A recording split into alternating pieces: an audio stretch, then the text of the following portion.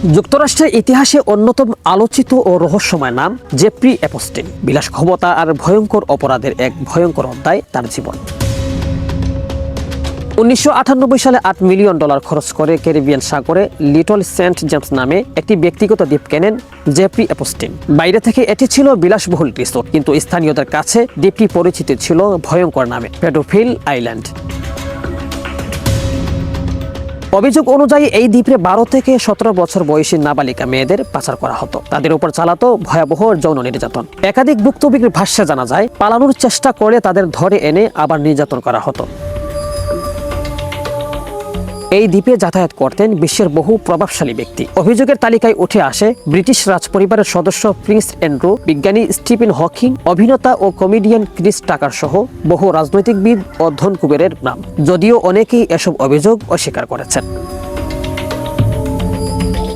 তবে প্রশ্ন থেকে যায়, কে ছিলেন জেফ্রি এপস্টিন? একসময় ব্রুকলিনের একটি স্কুলে গণিত শিক্ষক হিসাবে কাজ করা এপস্টিন পরবর্তীতে ধনীদের আর্থিক উপদেষ্টা হয়ে ওঠেন। অল্প সময় তার ধন সম্পদের পরিমাণ দাঁড়ায় প্রায় $600 মিলিয়ন। বিল ক্লিন্টন ও ডোনাল্ড ট্রাম্পের মতো প্রভাবশালী ব্যক্তিদের সঙ্গে তার ঘনিষ্ঠ সম্পর্ক ছিল।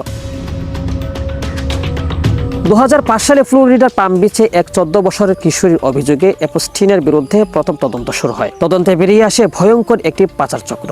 এক মেয়েকে দিয়ে আরেক মেয়েকে টাকার লোভ দেখিয়ে আনা হতো, যা একটি পিরামিড স্কিমের মতো কাজ করত।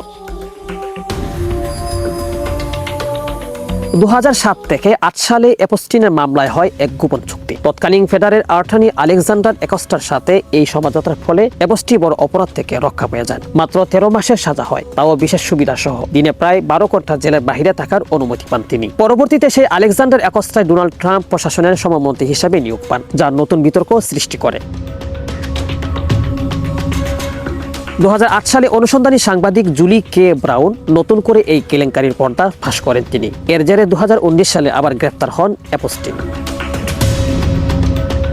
কিন্তু 10 আগস্ট 2019 সব প্রশ্নের উত্তর দেওয়ার আগেই নিউ ইয়র্কের একটি কারাগারে রহস্যজনকভাবে মৃত্যুবরণ হয় জেফ্রি এপস্টিনের। সরকারিভাবে একে আত্মহত্যা বলা হলেও আজও অনেকের কাছে এটি বিশ্বাসযোগ্য নয়।